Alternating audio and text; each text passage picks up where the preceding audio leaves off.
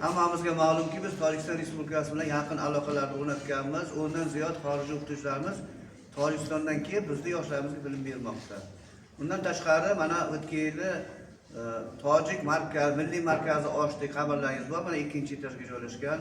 Bundan tashqari biz Rossiya mamlakati bilan juda yaxshi yaqin aloqalarni o'rnatganmiz, hamkorlik. Mana 3-qavatga chiqqanlaringiz rus tili milliy markazini ochganmiz. Ikkita markaz hozirgi kunda juda yaxshi ishlab, talabalar bu yerda har xil adabiyotlardan foydalanmoqda. Kelgan mehmonlar ham birinchi mana shu markazlarni ko'rib xursand ketmoqda. Tadbirimiz davom ettiradi. Navbatdagi so'z navbatini Dino tuman targ'ibot guruhi a'zosi avvalo Nazakatga beramiz. Marhamat, Nazakat aka. Avvalambor assalomu alaykum. Barcha-barchangizga mana shunday kunda ko'rib turganimga shukrona aytaman. Bu bag'rikenglik bayrami bir kunda emas, har kun bizning mamlakatimizda har kun bo'lishi, har kun qalbimizda his qilib yashashimiz va buni ko'rib turibmiz.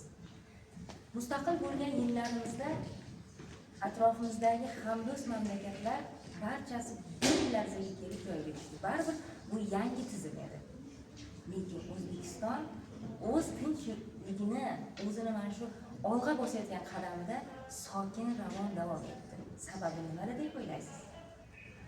Sababi Islom Abdug'aniyevich Karimov xalqlar o'rtasida bag'rikenglikni keng ta'rif qildi. Baynalmillatchilik bizda mustahkam edi. Eng birinchi tinchlikni oliy ne'mat deb bilar ekanmiz.